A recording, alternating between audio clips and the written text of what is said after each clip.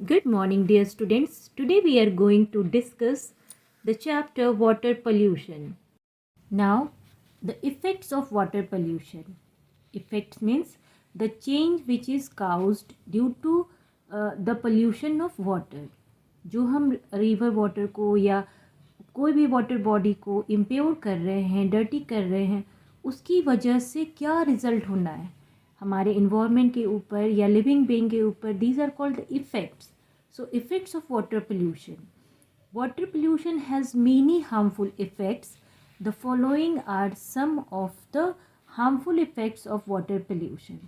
हम जानते हैं किसी भी चीज़ को हम जब उसको ख़राब करते हैं या डर्टी करते हैं तो उससे बहुत सारी बैड इफ़ेक्ट्स हमें रिटर्न में मिलती है. तो वाटर पोल्यूशन के भी बहुत सारे हार्मफुल इफ़ेक्ट्स हैं जो जिसमें से कुछ हार्मफुल इफ़ेक्ट्स वाटर पोल्यूशन के यहाँ पर मेंशन है. जैसे first one is poisonous chemicals from factories kill marine animals. अब देखो कि फैक्ट्री से जो पॉइजनस केमिकल्स होते हैं, poisonous means toxic substances that cause death, वैसी केमिकल जिससे कि डेथ हो सकती है. तो जो फैक्ट्री से निकलने वाले पॉइजनस केमिकल्स हैं उसकी वजह से मरीन एनिमल्स किल हो रहे हैं. Marine animals means the animals live in sea और any other water bodies like whale, dolphin, jellyfish, seal, walrus. These are the marine animals. So poisonous chemicals in marine animals को किल कर देते हैं या उनकी डेथ हो जाती है पॉइजन की वजह से. Then second one is industries and agricultural waste increase the growth of micro organism in water. This can reduce the supply of oxygen for the aquatic animals. अब देखो इंडस्ट्रीज़, जैसे जैसे पॉपुलेशन बढ़ रहे हैं डे बाय डे, इंडस्ट्रीज़ नए नए industries लगाए जा रहे हैं. तो इनसे जो वेस्ट निकलता है, जो भी केमिकल वेस्ट है वो क्या कहाँ जाता है, डंप किए जाते हैं रिवर वाटर में. तो ये भी केमिकल हैं. फिर एग्रीकल्चरल वेस्ट जो फार्मर्स यूज़ करते हैं, chemical fertiliser, pesticide, rain water जब होती है, रेनफॉल होता है, उससे वॉश आउट होकर बहकर हमारे रिवर्स में, लेक्स में जाता है. तो ये सारे क्या करते हैं, केमिकल्स वाटर के ऊपर, वाटर में माइक्रो ऑर्गेनिज्म के ग्रोथ को बढ़ाते हैं. माइक्रो ऑर्गेनिज्म क्या है, the organism which can not seen through the naked eye, very extremely small organism like bacteria, virus, fungus. तो ये सब क्या करते हैं, वाटर के सरफेस के ऊपर पूरी तरह से फैल जाते हैं, ग्रो कर जाते हैं. And this can reduce the supply of oxygen for the aquatic animals. और ये क्या करते हैं, बाहर से आ रहे, एयर से आ रहे ऑक्सीजन की सप्लाई को चेक कर देते हैं, रोक देते हैं. और एक्वेटिक एनिमल्स क्या होते हैं, सॉल्युबल ऑक्सीजन को ब्रीदिंग प्रोसेस में यूज़ करते हैं. तो ऐसा ऑक्सीजन वो नहीं ले पाते जिसकी वजह से भी उनकी डेथ होती है. Aquatic animals means the animals that live in water. Okay, water only, like fish, whale, shark, many other octopus, jellyfish, starfish. Now the third one, oil spills form a cover on the surface of water. This cuts off the supply of oxygen to the animals living underwater. अब देखो oil spills हो रहे हैं, मतलब oil leaked from the tankers. जो tankers में जब oils को भरे जाते हैं तो वहाँ से जब वाटर के सरफेस पे ऑयल लीक करते हैं तो ये पूरी तरह से, आपने देखा होगा, ऑयल क्या होता है, वाटर के सरफेस पर फ्लोट करता है. ओके, तो फ्लोट करता है तो ये पूरी तरह से इस पर फैल जाता है, क्योंकि बहुत बड़े अमाउंट में जब ऑयल लीक होता है तो पूरे वाटर सरफेस को कवर कर देता है और इससे भी ऑक्सीजन की सप्लाई कट ऑफ हो जाती है. और जो वैसे एनिमल्स जो अंडर वाटर रहते हैं, एक्वेटिक एनिमल्स, उनकी डेथ होती है. तो ये सब एक्वेटिक एनिमल्स के लिए बहुत हार्मफुल है, वेदर इट इज़ प्लांट और animals. Now the number 4 is aquatic plants and animals get infected by polluted water. When other animals eat these infected animals or plants, they also become sick. अब देखो ये सब death हो रही है तो लोग क्या करते हैं, अपने फ़ायदे के लिए इन्फेक्टेड जो प्लांट और एनिमल्स हैं उनको सेल करते हैं मार्केट में, क्योंकि जो नॉन वेजिटेरियन पीपल हैं वो फ़िश खाते हैं, प्रॉन्स खाते हैं, तो ऐसे सी फूड को वो यूज़ करते हैं. तो अब अगर इन्फेक्टेड एनिमल या प्लांट पार्ट को लोग अपने फूड के रूप में खाएंगे तो वो क्या होंगे, वो भी इन्फेक्टेड होंगे एंड दे बिकम सिक. वो बीमार पड़ जाएंगे, तो ये भी हार्मफुल इफेक्ट हैं. Then some people use river और pond water for drinking. Drinking polluted water may cause diseases like typhoid, diarrhea, cholera and jaundice. अब देखो बहुत से ऐसे लोग हैं जो कि डायरेक्ट रिवर या पॉन्ड से वाटर पीते हैं, पीने के लिए वो वाटर यूज़ करते हैं विदाउट प्योरीफिकेशन. सो अगर अब तो जानते हो कि रिवर वाटर या पॉन्ड वाटर क्या होता है, इम्प्योर होता है, उसमें बहुत सारे डस्ट के साथ साथ जर्म्स भी होते हैं.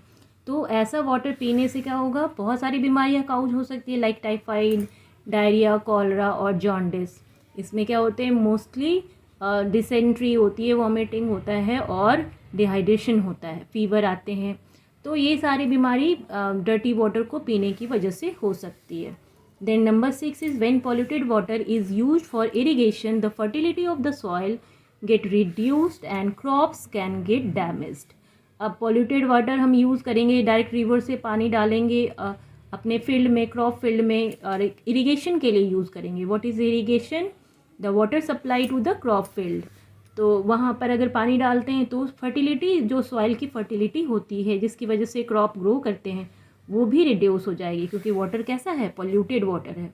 देन अगर पॉल्यूटेड वाटर से उसको इरिगेट करते हैं तब क्रॉप्स भी डैमेज होगा. तो now prevention of water pollution. Prevention means हम उसको कैसे क्योर कर सकते हैं. तो we have learned about the different activities that can cause water pollution. हम लोग पढ़े कि हम लोग किस किस तरीके से बहुत सारे ह्यूमन एक्टिविटीज़ है जिसकी वजह से वाटर पोल्यूट हो रहा है. Some steps that may be taken to check water pollution are suggested below. अब यहाँ पर कुछ ऐसे तरीके हैं, ऐसे स्टेप्स हैं जिसकी वजह से हम वाटर पोल्यूशन होने से, पोल्यूट होने से रोक सकते हैं. जैसे first one is waste from factories and power houses should not be allowed to flow into rivers directly. अब देखो, जो फैक्ट्रीज और पावर हाउसेज से जो वेस्ट मटेरियल निकलता है उसको डायरेक्ट रिवर में फ्लो नहीं करने देना चाहिए, और उसको कहीं पिट बनाकर, गड्ढा बनाकर उसमें डंप करना चाहिए. जो भी केमिकल्स हैं वो उस पिट में कलेक्ट होने चाहिए, देन उसको फिर अदर यूज़ के लिए कन्वर्ट करना चाहिए. तो they should not be allowed to flow directly into the rivers. Second one is pipes carrying sewage should be kept away from the pipes carrying drinking water. अब देखो, घर से जो ड्रेनेज निकलता है जिसमें पाइप्स, वैसे पाइप्स जो कि वेस्ट मटेरियल, ह्यूमन वेस्ट को लेकर आते हैं, वैसे ही पाइप्स को ड्रिंकिंग वाटर वाले पाइप से अलग रखना चाहिए. तो ऐसे में इन्फेक्टेड वाटर नहीं पिएंगे लोग, या पोल्यूटेड वाटर उनकी वो नहीं यूज़ करेंगे. Then number 3 is water from drains और sewage should not be allowed to enter into wells और रिवर्स. अब जो घर से ड्रेन्स निकलते हैं, किचन के जो पाइप्स होते हैं या वॉशरूम के पाइप्स होते हैं, और जो टॉयलेट के पाइप्स होते हैं, उनको वेल्स में या रिवर्स में अलाउ नहीं करना चाहिए, अलाउ होने नहीं देना चाहिए, ताकि वो उसमें से डर्टी वाटर, इन्फेक्टेड वाटर और वेस्ट जो भी वाटर है, यूरिन है, वो रिवर वाटर में मिक्स ना हो पाए. इससे हम वाटर पोल्यूशन को रोक सकते हैं. Then number 4 is people should not wash clothes और use soap if they bath in river. ऐसा भी कर देना चाहिए कि अगर कोई लोग जो रिवर वाटर में बाथिंग कर रहे हैं या नहा रहे हैं, तो वो सोप यूज़ नहीं करेंगे, और वहाँ पर रिवर के किनारे क्लोथ्स भी नहीं वॉश करना है.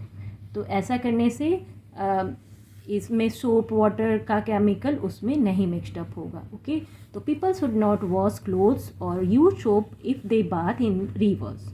Number 5 is the use of chemical fertilizers should be minimized. Instead natural manure should be used. अब देखो, केमिकल फर्टिलाइजर से भी केमिकल चला जाता है रिवर वाटर में, तो इसको भी मिनिमाइज़ करना होगा, कम से कम करना होगा, और उसकी जगह पर नेचुरल मैन्योर्स, जो कि वैसे मैन्योर्स जो कि किचन वेस्ट से या प्लांट के प्रोडक्ट से बनाए जाते हैं, और मतलब natural fertilizer should be used. ठीक है, तो नेचुरल फर्टिलाइज़र को यूज़ करना चाहिए instead of chemical fertilizer. Now all of us are a important part of the society. हम लोग अपनी सोसाइटी के ग्रुप में रहते हैं, सोसाइटी में रहते हैं, तो हम लोग सब इसके पार्ट हैं.